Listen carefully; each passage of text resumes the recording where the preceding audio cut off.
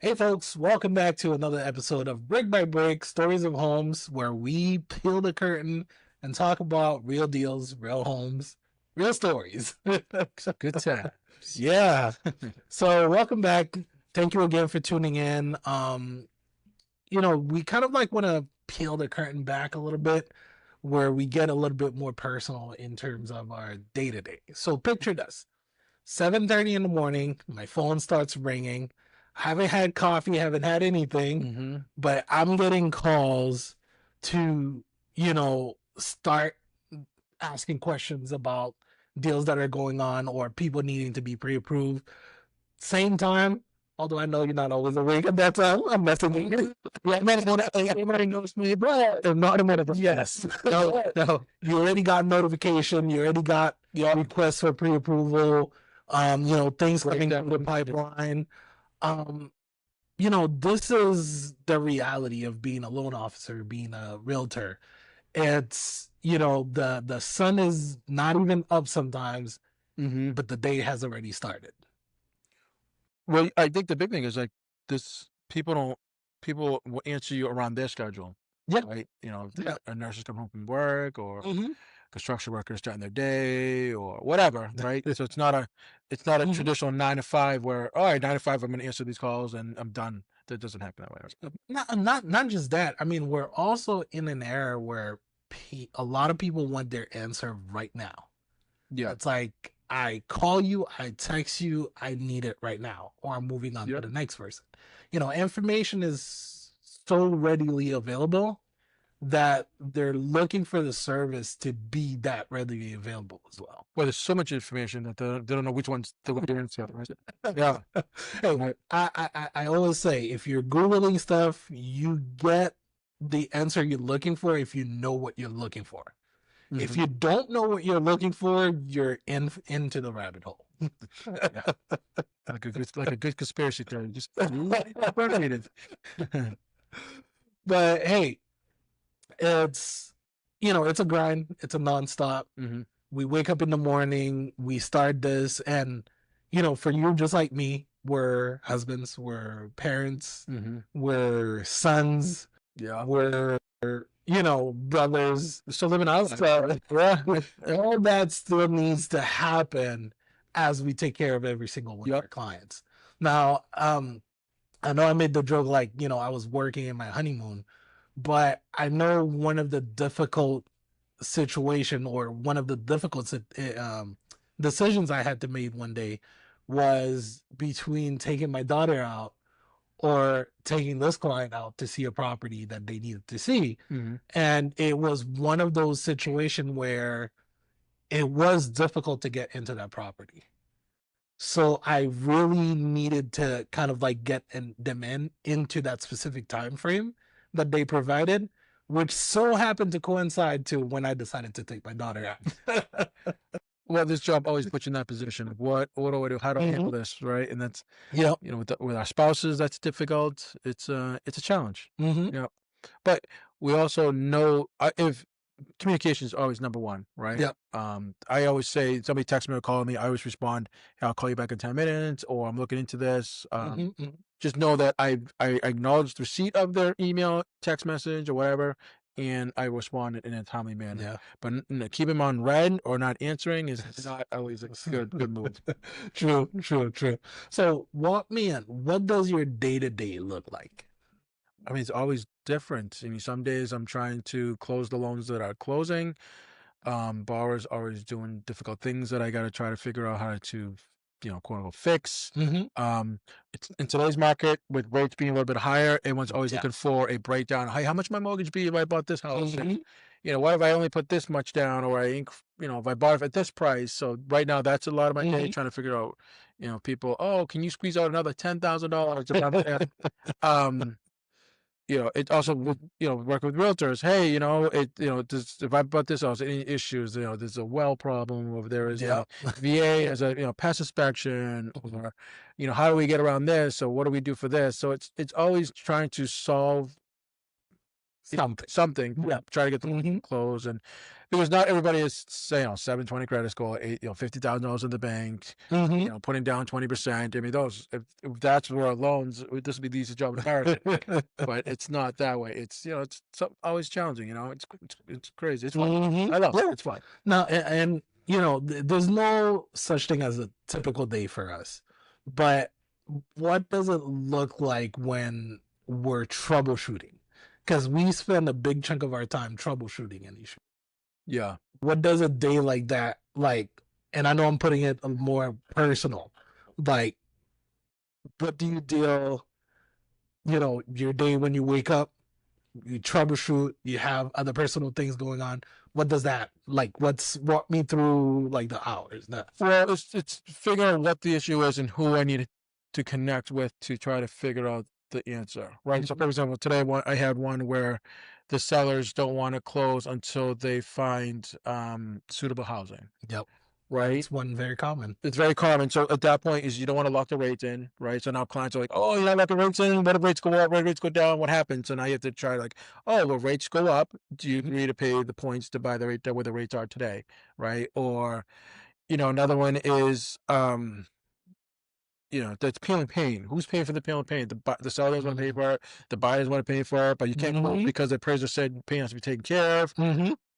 Another one, a lot right now is immigration, right? Immigration is a very hot topic. That's a very hot topic nowadays. Right. So how do we get around that? I mean, I got to call my management team. Hey, can we look at it this way? Or got to call my underwriter. Keep in mind, underwriters are the final decision makers. Well, not final decision maker, but they're the ones in Their decision weighs heavy on right. So it's not. It's just first of all knowing who to go to and knowing what it would take to solve it, right? And then presenting to the buyer or the seller or anybody like, hey, this is what I can do, right? And I think the biggest thing, and I try to tell everybody, is set clear expectations. Yeah. I can do this. I can't do that. Or when you start saying maybe, people don't hear maybe. People hear like, oh, he can do that. Right? So like, I have a borrower that we're trying to close on a condo. For example, I have to do a HUD approval on a condo, and the seller's like, "Oh, we can close in 2 weeks." Absolutely not. There is no chance. But I'm saying that right now to the right to them goes. There's no chance I'm closing in 2 weeks. I want to clear that right now. So if 2 weeks come, you can't come to me all stressed out and all that. I'm like, oh no, I told you this wasn't happening. Right? I can probably close in a month, maybe a month and a half. With the government shutdown, probably even longer. But that is but you have to set that clear expectation. Could be worse. I could say, oh, well, maybe I can close in 2 weeks, or 2 weeks come and goes, well, you said you could maybe close. And then I'm setting myself up for failure. I'm setting off to be stressed. I'm setting up the buyers to be stressed. I'm setting up the sellers. I'm setting everyone up to be in a bad situation. In a world of took care of it today and said, no, it does not happen. I mean, there's so many moving parts in a transaction, so many things that that has to be done on the back end, where oftentimes, like you said, setting realistic goals is very important. Yes. And it does make some of the troubleshooting that still has to be done go a little bit smoother, if I can say it like that. Now, we're in a very interesting market where things are shifting a little bit. We're seeing longer days in the market. Sellers are feeling a little bit of the pressure. Buyers are kind of like deciding, or facing affordability issues, if I can say, although affordability is like always a challenge.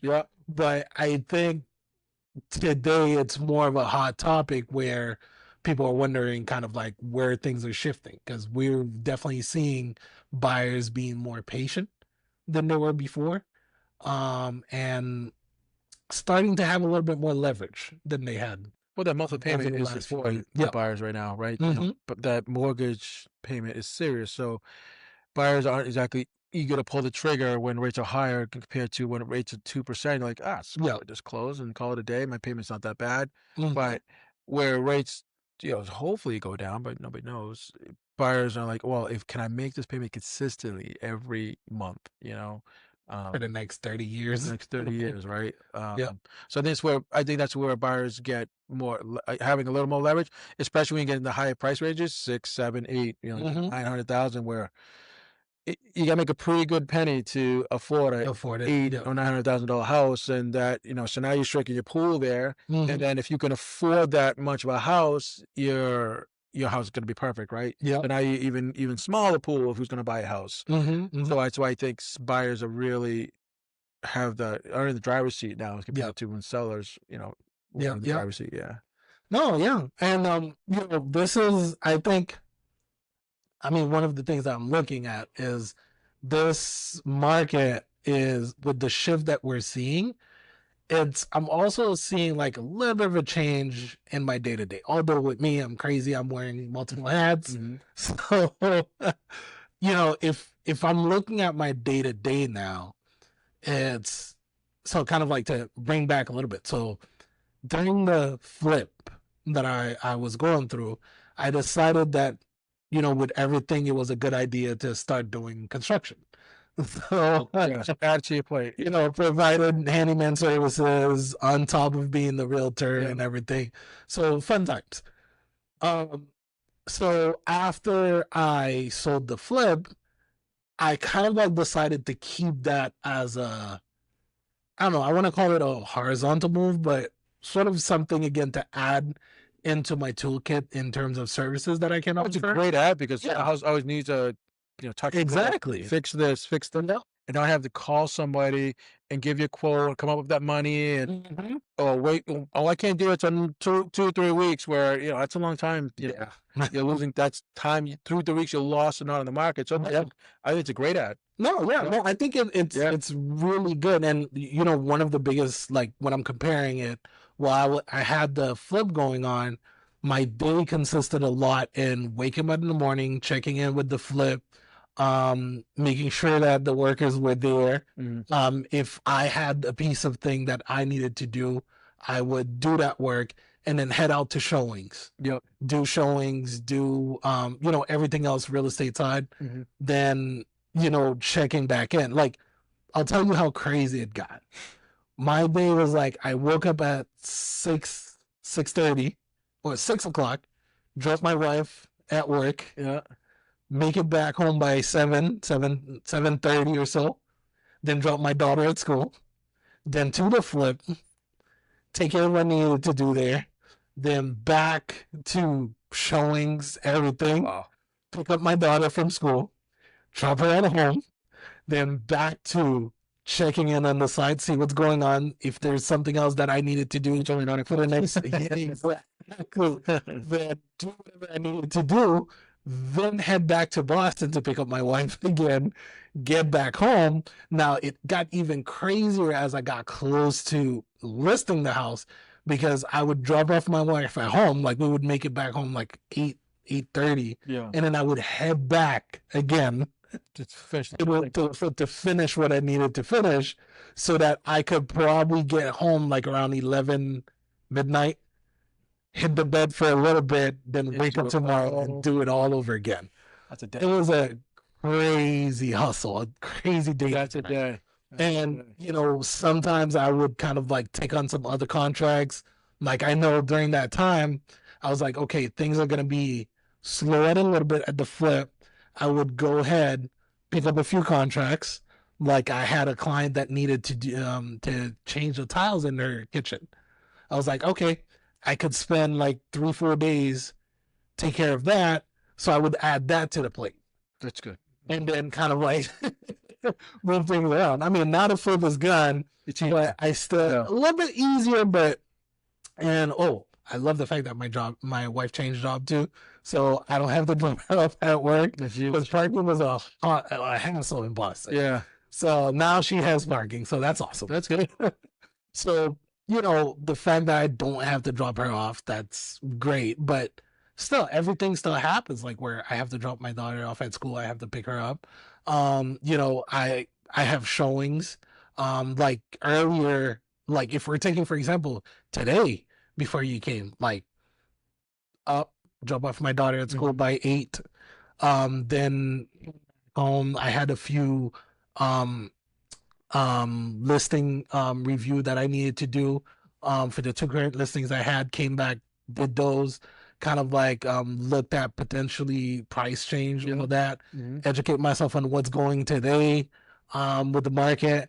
Then I had to pick up my worker, like one of the guys that work with me, drop him off at a site, making sure he had all the tools he needed and everything. So, and making sure like, I'm like, okay, this is what we need to do for today. Kind of like we check in, we do X, Y, and Z. Then I come back, and interestingly enough, what conversation you saw me, Yeah. what Another conversation. you know, it's kind of like there's those unscheduled calls that, you know, a past client calling me to check in, you know, hey, I'm having this issue. I don't know why this is happening, taking the time to figure it out, which ended up turning into a potential listing appointment. You know, it's kind of like then now I have to plan that. Right. Then, you know, later on during the day, for like taking today as an example, pick up my daughter again, drop her off at home, and then checking in on the site, see what's going on, if anything is needed, and, you know, different things like that. And I'm like, wow. For me, I mean, for me, it's not a typical realtor schedule, but, you know, meshing kind of like your personal life and your work, like realtor, loan officer, Yeah. it's sort of a day to day for us. Like it's that decision of, do I take my kid out today, or do I take them to that showing or to that appointment and then we go out? Is that what we're doing? Well, it's not typical. Like we don't go to. I mean, I have an office, but we don't go to the office, log a computer, do your task. Mm-hmm. 12 o'clock, eat lunch. You know, go have a cigarette break, whatever. And 5 o'clock, we're done. Right. No. And that's great. Some people love that. But that's not what we do. Mhm. Right. There's no.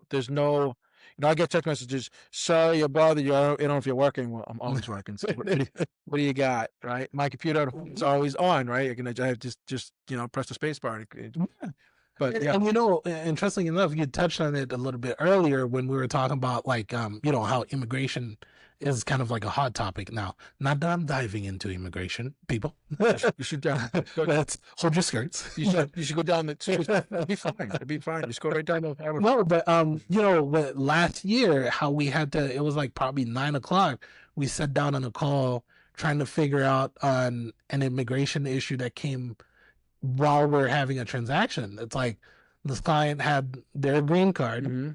and you know, the government does what the government wants to do. Yep. They renewed it, but never issued him a new card. He's legal to work, legal to do everything, Yeah. but the loan requirement, he needs a valid card Yeah. to show. So we're trying to navigate that pathway, and like it's 9 o'clock. We're working on that. We're supposed to close in 3 days. Mm-hmm. And, you know, those are things that happen, types of troubleshootings we do sometimes. Well, that's the bank. The bank always needs proof. We can't say what's in the mail. We can't say. It doesn't work. Yeah.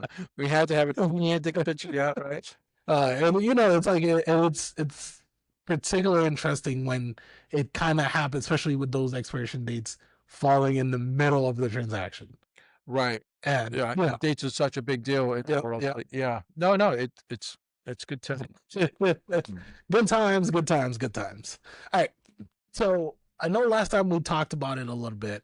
So if you're looking at like, since it's been about what, a week and a half or so Mhm. since they cut rates, what have you seen change?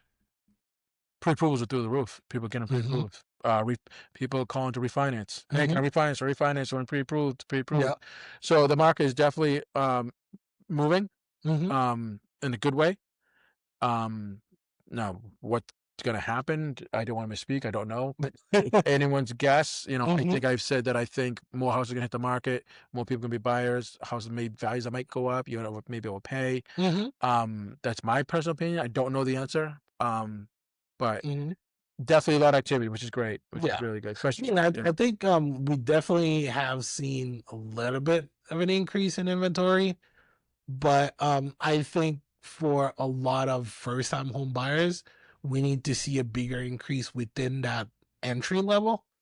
And if I'm looking in our area, Brockton, I would probably say more in the $400,000 range would be about an entry level, 450. yeah. For a first time home buyer, kind of like just getting into it.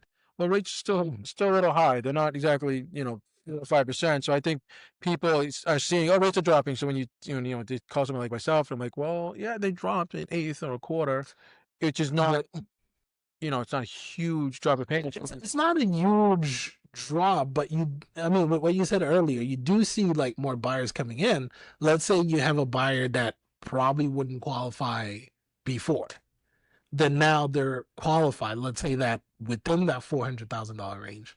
And well, if there is a property that comes on the market within that price point, now you probably have 4 or 5 buyers within that price range. Two dealers pre-approved 500,000. Today she's like, "Can I squeeze out to 520?" He's like, "Yeah, rates have dropped. You can, yeah, there's great credit means a big player." He's like, "Yeah, I can squeeze out to 520, not a problem." Yeah, yeah. But I mean, this is a scenario that's happening for probably 2, 3, 4, 5 more buyers. Right. So I think that's also increasing the buying power. And in my opinion, if we're not seeing like that drastic increase as well with the inventory, it's like those 5 foot 6, 7 buyers that have the extra, 20, 30, or even 50,000, they're still shopping at the same bracket or in the same pool. Right. So, but now they can afford a little bit more. Exactly. Offer a little bit more. So we kind of like still are in that frenzy. Yeah. I mean, again, doesn't mean that we're gonna see those crazy bidding wars we saw before, but it's kind of like interesting to see what's happening. And it's exciting the changes. It's fun. I think it's exciting to hopefully get back to some type of norms. I mean, I don't think they'll get back to 2%, 3%, but if we get around 5.5, that's great. We think that should be a nice solid market. Good buyers, good sellers. But yeah, and I think rates going down is always a good thing. Right? So I kind of like want to ask you an interesting question. Now, one, and it's like basically just to get your take on it. We're talking about changes. The market is changing, but I think Massachusetts is changing as well because one of the new law that's supposed to come into effect this month is the home inspection, where sellers are going to be pretty much prohibited to accept an offer with the condition that the buyer is going to waive the home inspection. So buyers are going to have not necessarily be obligated to do it, but at least in the offer there has to be a grace period that's given to do the home inspection. What do you think of that? I mean, you just went through the process of buying. Yeah, I'm worried about that because I think a home inspector always works for the buyer, right? So home inspectors are I think, are swayed towards the buyer and, to show their worth, find things that are wrong with the house when really, like, listen, unless you're buying a brand new house, there's going to always be something wrong, right? It's going to be not perfect. There's always going to be peeling paint so I'm a little nervous of what I always, buyers always send me inspection report. Look, inspection report. They're saying that it needs to be. I'm like, yeah, okay. This is between you and seller. Right.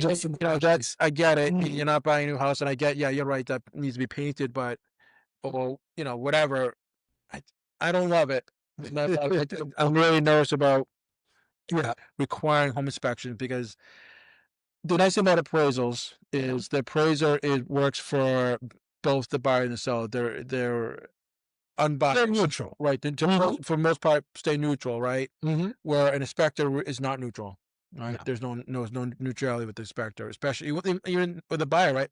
As a loan officer, I want the house to appraise at with the buyers are even right, and the seller wants to appraise even more. The buyer wants to appraise lower, so you can try to get. So there's always bias in that. It's always the point where the appraiser is kind of unbiased and kind of do a thing. I'm a little nervous with inspections because buyers read negative thing on the inspection report and automatically think, oh, the seller's got to fix it. Well, that's not going to happen. Right. Not necessarily. I literally had one close last week where the inspection report was, if you read it, how's the house standing? Right. What's going on? But then we get the appraiser back. Appraiser's like, yeah, you're good to go. No issues. I'm like, yeah, I saw the peel and paint and all that or whatever, but yeah, it's fine. But you read an inspection report, like, dude, what paint is. And the buyer's like, I don't want to close. I'm like, okay, that's fine. I want the seller to pay for this. They're not paying for a thing. That's not going to happen. And that's a tough conversation to have, right? Because they want the world fixed, and when you tell them like the seller's not required to do anything. Mhm. Not right. The only thing they're required to do what the appraiser tells them that they have to do. Yeah, I mean, I think it changes the negotiation landscape a little bit. Mm-hmm. I mean, I'm not a big fan of it, but I'm kind of like more in the phase of let's see how that conversation goes now. I think you should get a special report. I think you should definitely get a special report. I always recommend getting an inspection, but Take it with a grain of salt. let's say But be realistic. yeah, let's say now if you're looking at someone who a client I had recently, actually, their father works in construction, and he went with them to every property that they were seriously interested in. Okay, I like that. So, when he looked at it, I mean, I think he's going to give them like a fair assessment. Yeah. Oftentimes that can go wrong too. Yeah. If he's giving them a fair assessment to the point where they're like, well, okay, I'm okay putting an offer without a home inspection because of what we were able to see. We saw X, Y, and Z that we're fine with. Now they don't have that option to do it. Yeah. Right. Right. And right now you have to get an inspection. Exactly. I think it's going to be key for the people in your team, Mhm. the realtor, your loan officer, and all that to educate you. Like, okay, you're going to get a home inspection. There Mhm. are going to be things on an inspection. And here's the things that aren't code red, aren't important, Yeah.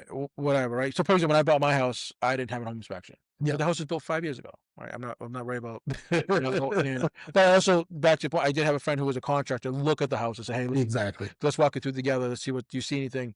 Yeah, Yep. but again, he's like, yeah, I can point out this, where the crown molding isn't all the way to the end. Yep. I'm stupid. He's like, yeah, I can nitpick and find 1,000 things wrong with the house. Yep. Right? There's no house is perfect. Every house Mhm. has something going on. I don't care if it was built 10 years ago, 5 years ago, a year ago. Mhm. Every house has something going on.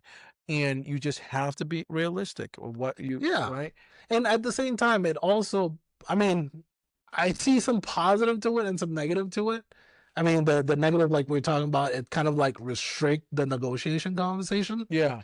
But I think also it, to your point, it kind of like pushes the buyer's agent to be a little bit more skillful at having that conversation with the buyer. Yeah. And like we were saying earlier, setting the right expectation. When I was selling my house, it's funny, so one of the inspections that were done that said that the paint might be lead paint, which is true. My house was built, the house I sold was built in 1890, 100% true. Okay.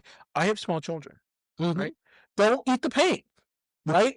I can't tell you what's lead paint, and I don't eat the paint. But the seller, but people are looking up on an offer and it goes, well, we want to offer X amount of dollars because we don't know if the lead paint. Or the other aspect to it, have a lead paint inspection. Right. But then I said to myself, when they were doing FHA loan, when I bought my house in my first house, I was like, I closed an FHA loan.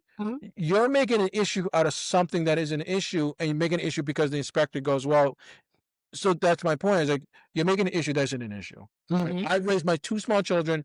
They're fine. No problem. They're not eating lead paint for breakfast or dinner. I get your concern. A valid concern. Valid concern. But I close a regular FHA loan, no problem. You're going to have no problem closing FHA loan. Exactly. So the loan, like looking at it from the loan perspective, it will close. Looking at it from the perspective, and this is where, kind of like I was saying, it pushes the buyer's agent to be a little bit more skillful at having those conversations. Yes. Because to me, I see that situation as, okay, there's potential lead paint. Now, here are the steps we can take. But then when I get that $50,000 decrease, I'm like, that's not bad. I mean, price decrease is not automatically the solution. No. But, saying, okay, clearly we're not sure. Let's investigate to find out. Right. Maybe negotiating an extra grace period. But be careful doing that too, because now if I investigate it, right? Yeah. Say I investigate it, I pay for it, and there was like paint.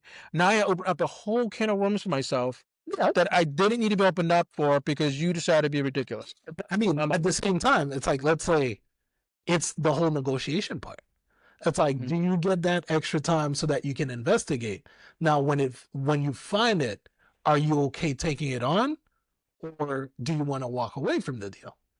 This is where the conversation happens. Stop right there. But if there's lead paint and they're not, the buyer's like, no, I'm backing out, no paint. Now I have the problem of figuring out an answer. So you created a problem for me that I didn't have. But you as a seller, now you disclose. No, but I didn't have the problem anyways. And when one buyer brought it to my attention, so that buyer is now creating an issue that wasn't an issue, and they created an issue to try to leverage me lowering the price by 50 grand. That wasn't going to happen. So no, I disagree there. Where you're if it's mold or if it's asbestos, I'm like, yeah, okay, I get it, 100%, right? Yeah. But this lead paint situation was, I closed it with no problem. The people before me closed it no problems. Yeah. Like, If you're looking at it from the loan perspective, you're not going to have any issue. You have children. I have children. I'm raising 2 children, no problem right now. So you're causing an issue that isn't an issue with 2 other families that were already in the house. My family and another family, right? And you want me now to take on the issue of what if there is lead paint, and then I don't know what you have to do to get rid of it, or if I have to. But you're creating an issue that, back to my point, is they're creating an issue that isn't an issue. True. Right. True. That is an issue. But having the possibility to have the conversation, I think, is always important. But I think like you said, back to the buyer's agent and the loan officer should have had a conversation with the buyers. Like, you're making an issue. Like, don't bother them with this. Being realistic about the expectation, right? Like you mean, yeah, yeah. So I think definitely expectations from that conversation should be realistic. But I think a lot of, in today's market, the expectation is once I find something, price reduction is the solution. Right. Price reduction. So price reduction is not necessarily always the solution. It's one solution. Right. Because finding, like, since we're talking about lead paint, the solution could be, okay, I'm fine taking it on. It's probably within 12 inches, and the solution is to scrape it, take care of it. I'm okay doing that myself as the buyer. Yeah. So you think it's kind of like, once you have the conversation, once you educate the buyer, then it becomes less of a confrontation, less of a, oh, there's this unknown looping around. It's more like, hey, this is what it is now. Since we've investigated, we found out this is how we solve it. These are the possible options. And, to kind of like what I was saying earlier, pushing the buyer's agent to level up their skill and be better educators and better guide through the process. Understanding what's really code right and what's not, and what's right. And I think it's also going to hopefully level up inspectors. Like, listen, how you do this, how you say this is very important. Very important. Yeah. I mean, I've seen, like, again, the house that closed last week, if you read the inspection report, you're like, dude, are you moving into this? Like, is the house falling apart? Like, what it's holding the house up? And then, I mean, not just that. It's like kind of like, when we were in school, if you see something marked in red, automatically you're like, okay, this is bad. Use extremely or highly dangerous, or let's not use those words. No, I mean, I've seen some inspectors kind of like veer off from their lane. Yeah. Like, okay, I've seen an inspector who's not a mold inspector talk about a black dot, like, hey, this is mold. And I want to clarify. I'm more than happy just to say label everything. Listen, find everything that's wrong. Fine, that's fine. Label, go down the list 100. Here's 100 things that's wrong, right? Yep. But literally 90 things there are fine. Like the 90 things, like you were just saying earlier, let's label everything that's wrong. You have baseboard that didn't reach the end, or that's like a little crooked, or that's the angle is not right. Right. Okay, you mark it, but is it an issue? Right. Is it going to cause the house to fall down? Right. Like, so this is, listing it down and then leaving it up to the buyer to make a decision. I mean, it may very well be a big issue for a buyer, for a specific buyer. That means, hey, maybe it's not the house for them. Right. But it may very well be okay, let's say, for example, for myself, I'm very handy. Hey, obviously I do construction too. So yeah, another thing was I had a pool in my little house had a pool. Okay, yep. I had 2 fences. One around the backyard and another one in the pool area. Yep. And one buyer didn't like the pool because the way we did this, we put new fences up. Yeah. Our second fence around the pool was a straight shot, right, from the house to the other fence. But the fence before I had was kind of around, and I didn't like that the bar area wasn't cut off to, which is okay. But use that example was that is an issue that okay, not a real issue, but it's an issue for the buyer. That buyer, exactly. Then don't buy the house. Perfect. Okay, I'm not going to tear down the fence to make it so an L shape because it's an issue for you. No, Yeah. just don't buy the house, or if you buy the house, it's your responsibility to make the L shape. Or It's kind of like you said, like you're saying, they can make the request, but it's not gonna be a yes, I'm gonna do it.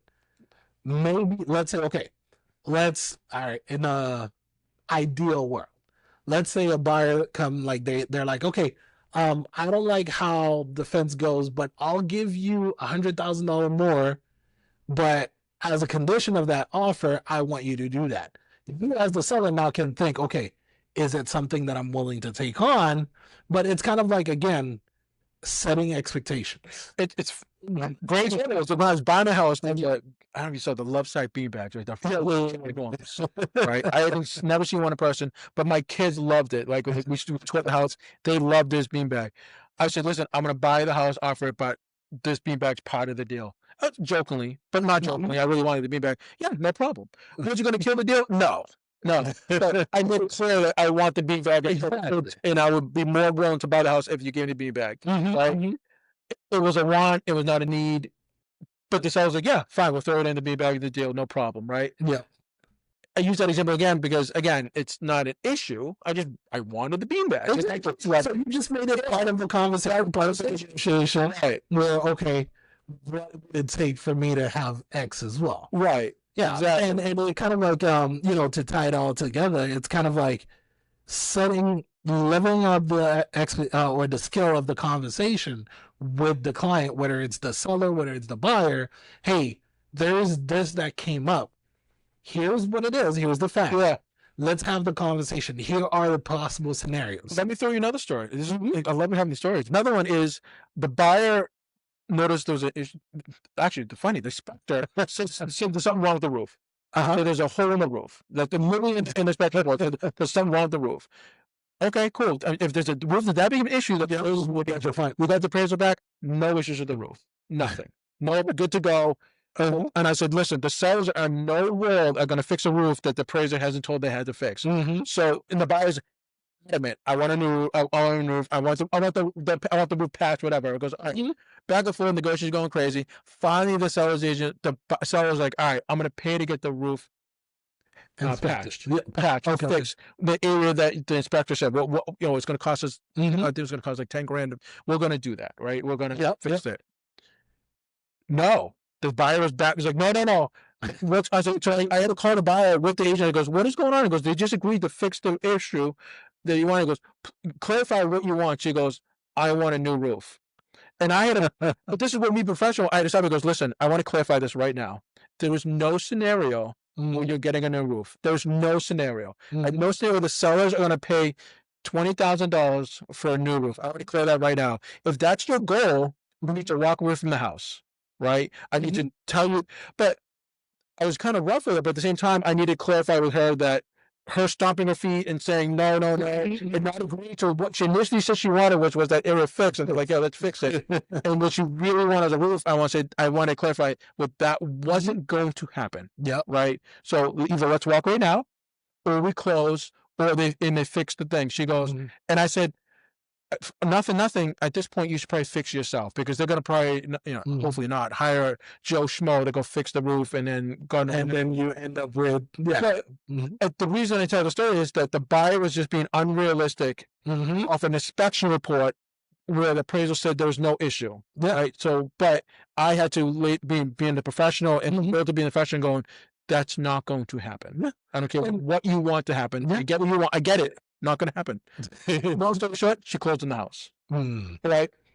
And similar story. I was representing this client who was selling their home, and very good at servicing their furnace. An inspection was done, and they noticed that the furnace wasn't serviced. They're like, and they saw like something that looked like a black suit, and they immediately said, "Hey, that furnace looks like there's a problem. It's gone." Okay. So now they presented the inspection report, their findings and everything, and they're like, well, we need to have this replaced. So I'm like, okay, I'll present it to my client. We went, sat down, have a conversation, and he's like, well, wait, the house was not built too long ago. Mm-hmm. Now, this, I service it every year and there's never any issue. It's just like since this time of the year, I didn't get a chance to service it yet. Okay. So now we have the conversation. So I'm like, okay, are you open to have it serviced, have them investigate if there's really an issue with it? And, long story short, he was like, oh, yeah, fine. So I went back to them. I proposed, I'm like, well, hey, the Suns haven't serviced it yet. They're willing to do the service, and then they can share that report with you. Are you open to it? They're like, yeah, but I mean, if it needs a new system, we need it replaced. I'm like, let's find out first if there's an issue with it. Let's find out. Yeah. And then we can kind of like tackle, we had some back and forth, and then they were like, yeah. So finally, they got it serviced, and there was an issue, but the issue was not really the furnace. It was a central heat. So the pump on the side was basically malfunctioning because it wasn't mounted right. Okay. So they just got that fixed. Yeah. And then the suit was from something else that just leaned on it, that just created a black patch on the wall. Okay. That's it. Yeah. That was really it. And the guys are fine? And then when we shared that report, they're like, oh. Right. I mean, they ended up pointing out some other item on it, but, it's kind of like sometimes, yes, it's worth investigating, but oftentimes it may not necessarily be as big of an issue as it is. Of course. It's all about having, when I presented how they proposed it at first, my client was ready to walk away and say, well, okay, we'll look for another buyer. Yeah. But I'm like, hey, listen, I mean, are you at least open to investigate kind of like what's going on there? So, I mean, that's a fair investigation. If you see an issue, can we take a look? That's a fair investigation, right? And, we were able to resolve it and then move past it. Yeah. That's a good investigation. I don't hate that. That's good. Yeah. So, all in all, this is what it is for us. This is what it is. The conversations we have, the back and forth we need sometimes. But to having realistic, 100% expectations. Mm-hmm. These are the options. This is what's going to happen. And also, I prepare people like, listen, if this happens, this is, try to prepare what could happen. Yeah. But also, again, maybes are scary. People don't hear maybe. They don't. Yes. And with all the changes that are happening, I think it's really important when we're representing or when we're working with clients that we set clear lines, clear expectations, and we educate them as much as we can on the process. I mean, at the end of the day, they have the final decision. I tell people all the time, listen, don't buy the house. Yeah. Don't buy the house. And like you always say, I'm not going to push you buy some house. Yeah. If you don't feel like you want that house, if it's not for you, all right, let's walk away. That always scares people though. When you say, oh, you're like, oh, wow, you really say it? Like, yeah. I'll withdraw your loan right now. We'll start over, go find a new house. Yeah. But I really want this house. Okay, let's see how we can get that to it. People always think like, when they're fighting with the Walmart manager, or whatever. If I make a big C, I'm gonna get what I want. That's not how this works. Yeah, we have hundreds of thousands of dollars in houses and futures and families. Yeah, this is not how this works. Yeah, but hey, that's it for today. Thank you again for tuning in to another episode of Brick by Brick Stories of Homes. So I think next episode, I definitely want to dive in and talk a little bit more about this changing market and kind of like talk about mistakes that sellers are doing in this current market. Okay. Which should be a fun talk, right? Yeah. But hey, thank you. Thanks, guys.